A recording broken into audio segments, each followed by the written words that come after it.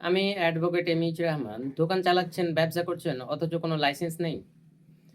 ব্যবসা, দোকান এইসবের জন্য যদি আপনার কাছে লাইসেন্স না থাকে তাহলে আপনিও পড়তে পারেন আইনি জটিলতার মধ্যে। তাই যদি আইনি জটিলতার মধ্যে পড়তে না চান তাহলে অবশ্যই আপনার যে ব্যবসা কিংবা দোকান রয়েছে তার অবশ্যই লাইসেন্স বানিয়ে ফেলুন।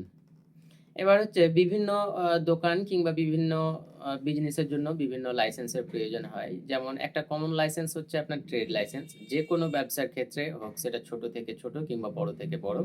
যেকোনোই ব্যবসা হোক না কেন, ব্যবসার একটা কমন লাইসেন্স এবং প্রাথমিক লাইসেন্স যেটা ফার্স্ট স্টেপে যে ১ম লাইসেন্সটা প্রয়োজন হয় সেটা হচ্ছে ট্রেড লাইসেন্স।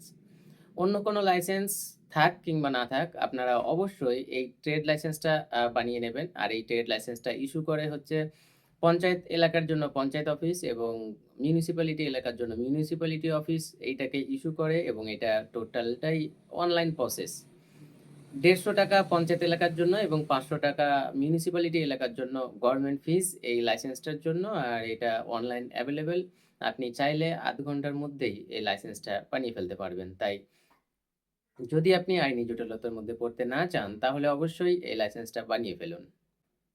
পরবর্তী ভিডিওতে আমি আলোচনা করব যে এক্সাক্ট কোন দোকান কিংবা বিজনেসের জন্য কোন লাইসেন্সের প্রয়োজন। সর্বদা সতর্ক থাকুন, সুস্থ থাকুন, শুনতে থাকুন আমাকে এবং ফলো করুন advocate MH Rahman Facebook page এবং ইউটিউব চ্যানেলকে। চলুন দেখা হচ্ছে অন্য কোনো ভিডিওতে, ততক্ষণ পর্যন্ত ধন্যবাদ।